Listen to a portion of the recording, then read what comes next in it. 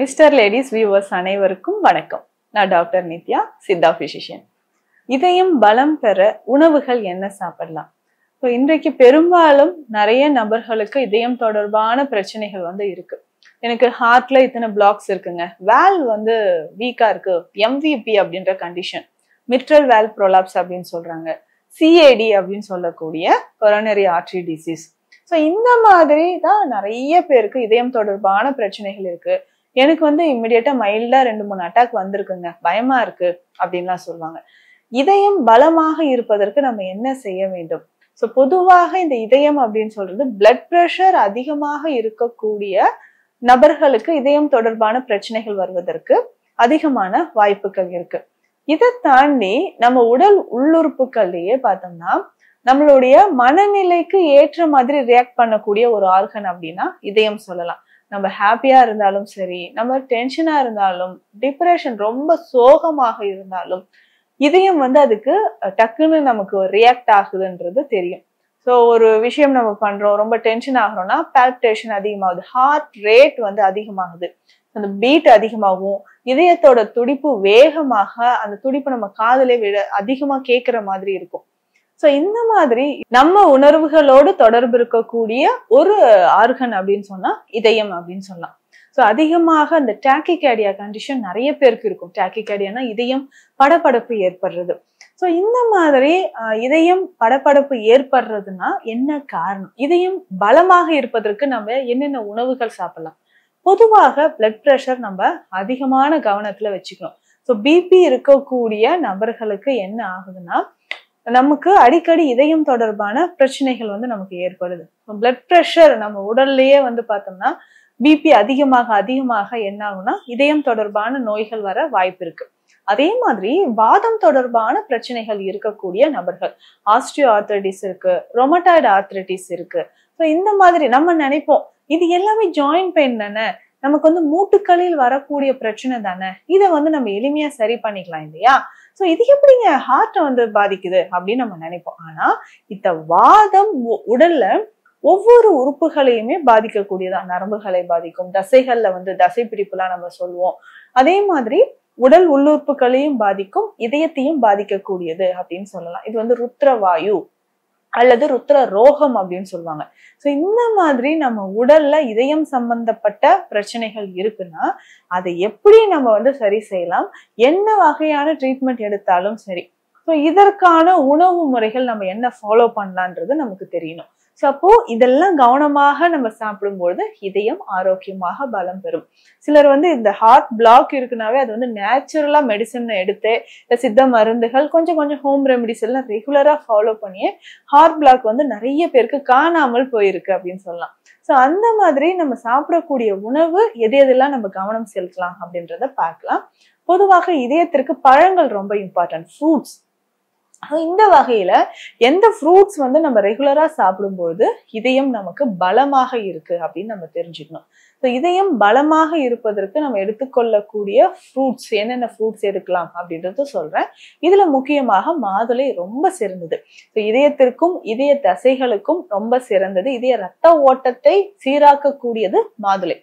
தினம்தோறும் ஒரு மாதுளையை சாறாக நம்ம குடிக்கும் பொழுது உடலுக்கு நிறைய மாற்றங்கள் நமக்கு கிடைக்க ஆரம்பிக்குது. உடல் நலம் நமக்கு அதிகரிக்கும். இதயம் நலமாக இருப்பதற்கு மாதுளை நமக்கு ரொம்ப ரொம்ப முக்கியம். இதை தொடர்ந்து அடுத்தது வேறு என்ன பழங்கள் சாப்பிடலாம் அப்படின்னா பேரிக்காய். இந்த பேரிக்காய் அப்படின்னு சொல்லும் போது இதுல அதிகமான இரும்புச்சத்து நமக்கு நிறைஞ்சிருக்கு. இரும்புச்சத்தோடு மட்டும் கிடையாது, இதுல இருக்கக்கூடிய விட்டமின்ஸ் ஹார்ட்டுக்கு ரொம்ப ரொம்ப நல்லது அப்படின்னு சொல்லலாம்.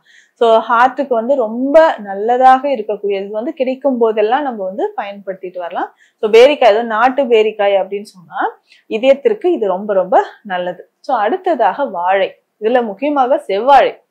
செவ்வாழை நம்ம பயன்படுத்தும் போது இதய தசைகள், இதய துடிப்பு நமக்கு நார்மலா இருக்கும் அப்படின்னு சொல்லலாம். இதயத்திற்கு இது ஆரோக்கியத்தை தரக்கூடியது. அதே மாதிரி நேந்திரம் வாழை. இந்த நேந்திரம் வாழையும் இதயத்தோட நலனுக்கு ரொம்ப ரொம்ப முக்கியமானது. இதையும் நம்ம சாப்பிட்டுட்டு வரலாம். அதற்கு அடுத்தது இதயத்திற்கு நல்லது அப்படின்னு சொன்னா தர்பூசணி பழங்கள் எடுத்துக்கலாம். தர்பூசணியை ஒரு பீஸ் டெய்லி நம்ம சாப்பிட்டுட்டு வரும்போதும் இதயத்திற்கு இது ரொம்ப ரொம்ப நல்லது. அதற்கு அடுத்ததாக எலுமிச்சை சாறு. ஸோ எலுமிச்சை சாறு அப்படின்னு சொல்ற ஒரு விஷயம் நம்ம இதயத்தில் இருக்கக்கூடிய கெட்ட கொலஸ்ட்ரால், பேட் கொலஸ்ட்ரால் இருக்கு இல்லைங்களா, ஸோ அதுதான் அங்கங்க போய் பிளேக்ஸ் மாதிரி படிய ஆரம்பிச்சிடும்.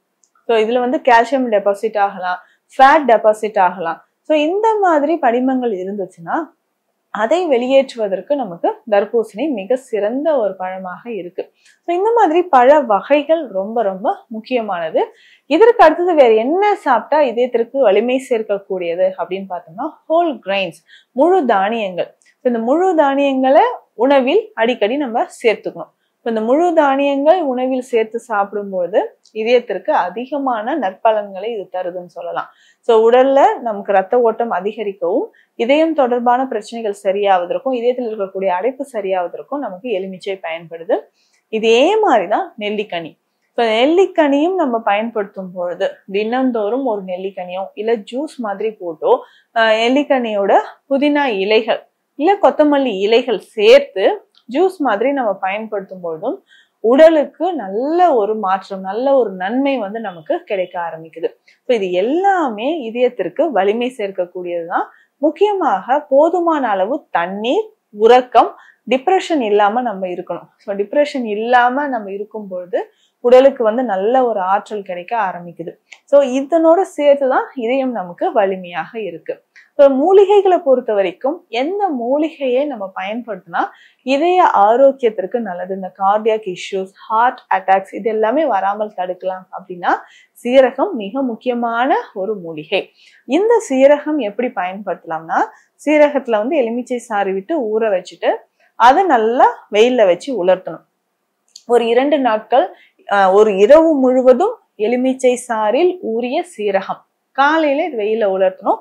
அடுத்தது 2வது நாளும் இது வந்து வெயில்ல உலர்த்தணும். ஸோ இந்த மாதிரி வெயில்ல உலர்த்தி அதை பொடி செய்து வெந்நீர்ல காலையில எம்டி ஸ்டொமக்ல இதை குடிச்சுக்கிட்டே வரணும். ஸோ இந்த மாதிரி பயன்படுத்தும் பொழுதும் இதயம் தொடர்பான வலிகள், பிரச்சனைகள் நமக்கு கொஞ்சம் கொஞ்சமாக குறையும். ஸோ இது வந்து பெஸ்ட் ஒரு சப்போர்ட்டிவ் ரெமெடி அப்படின்னு சொல்லலாம். ஸோ என்ன வகையான சிகிச்சை முறைகள் இருந்தாலும் இதை வந்து நம்ம சைட்ல எடுக்கும்போது இதயத்திற்கு அதிகமான வலிமையை இது தரக்கூடியது.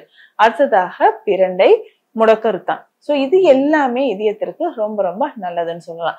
ஏன்னா இதயம் தொடர்பான பிரச்சனைகளை சரி செய்யறதுக்கு இந்த மூலிகைகள் எல்லாமே சிறந்தது. இதனோட சேர்த்து அடுத்ததாக பார்த்தோம்னா வெற்றிலை. ஸோ இந்த வெற்றிலை பொறுத்த வரைக்கும் இதய தசைகள் வலிமையாக இருப்பதற்கு ரொம்ப சிறந்தது. ஸோ வெற்றிலை மட்டுமே நம்ம வந்து சாறு எடுத்து குடிக்கலாம், இல்ல நல்ல தண்ணீர்ல போட்டு வேக வைத்து அந்த தண்ணீரை குடிச்சிட்டு வரலாம். ஸோ இந்த மாதிரி பயன்படுத்தும் பொழுது நம்ம உடல்ல நிறைய மாற்றங்கள் நடக்கும். இதயம் தொடர்பான வலிகள், பிரச்சனைகள் இதை வந்து குறைய ஆரம்பிக்கும். ஒவ்வொருத்தருக்குமே இதய பாதிப்புக்கு ஏற்ற மாதிரியான சித்த மருந்துகளும் இருக்கு.